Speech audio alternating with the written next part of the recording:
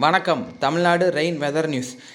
தமிழகத்தில் உள்ள வானிலை அமைப்பை பார்ப்பதற்கு முன்னாடி நமது தமிழ்நாடு ரெயின் வெதர் நியூஸ் சேனலை மறக்காமல் சப்ஸ்கிரைப் பண்ணுங்கள், லைக் பண்ணுங்கள், ஷேர் பண்ணுங்கள்.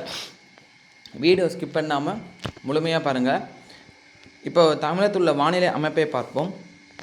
வங்கக்கடலில் புதிய காற்றழுத்த தாழ்நிலை தற்போது இலங்கை வடக்கிழங்கை கரையோரம் நீடித்துள்ளது. தமிழகம் முழுவதும் நல்ல மழை பெய்திருக்கின்றது. அதாவது வடகடலோர பகுதி, குறிப்பாக சென்னை முதல் நாகப்பட்டினம் இடப்பட்ட பகுதி, கடலூர், சிதம்பரம், சீர்காழி, மயிலாடுதுறை மற்றும் பல வடகடலோர மாவட்டங்களில் நல்ல மழை பெய்துள்ளது. இந்த மழையானது இன்று காலையில் தொடர்ந்து பெய்து வருகின்றது. அதே போல் இந்த மழை அடுத்து தென் கடலோர மாவட்டங்களில் படிப்படியாக மழை தொடங்கும். தற்போது பாக் ஜலசந்தி கடல் பகுதியில், அதாவது இலங்கைக்கும் ராமநாதபுரம் மாவட்ட கடலோர பகுதிக்கும் இடப்பட்ட பகுதியில் மழை மேகங்கள் உருவாகி வருகின்றன. இன்னும் சற்று நேரத்தில், அதாவது ஒரு 11 மணிக்குள்ளாக இந்த பகுதி ராமநாதபுரம் மற்றும் தூத்துக்குடி ஒட்டியுள்ள பகுதியில் மழை மேகங்கள் தொடங்கும் மழை பெய்ய தொடங்கும். அதே போல் தமிழக உள் மாவட்டங்களில் இன்றும் நாளையும், வட உள் மாவட்டங்களில் இன்றும் நாளையும் சில இடங்களில் கனமழை பதிவாகும். தென் கடலோர மாவட்டங்கள் ஒரு சில இடங்களில் இன்றும் நாளையும் கனமழை பதிவாகும். இந்த சுற்று மழை 17ஆம் தேதி வரை நீடிக்கும்.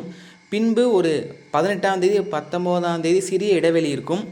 இந்த காற்றழுத்த தாழ்நிலை அரபிக்கடல் சென்றவுடன் மீண்டும் 21ஆம் தேதி இந்தோனேசியா மற்றும் சுமத்ரா தீவை ஒட்டி உள்ள பகுதிகளில் புதிய காற்றழுத்த தாழ்நிலை உருவாக வாய்ப்புள்ளது.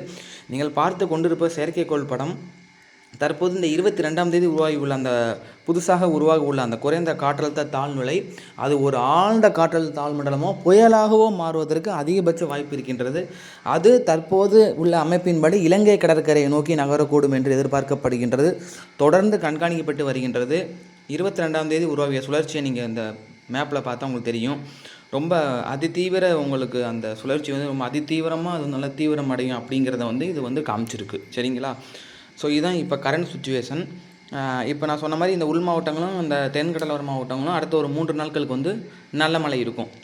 அடுத்து இப்போ பார்த்தீங்கன்னா, இப்போ மழை பதிவாகப்படி ரேடாரில் பார்த்தீங்கன்னா தெரியும் உங்களுக்கு. இந்த இடம் இந்த ப்ளூ கலரில் கொடுத்துருக்காங்கல்ல, இதெல்லாமே பார்த்தீங்கன்னா அந்த மலைங்கிறது இப்போ அந்த மலை பதிவாகக்கூடிய இடம், அந்த இடம் ஃபுல்லாக.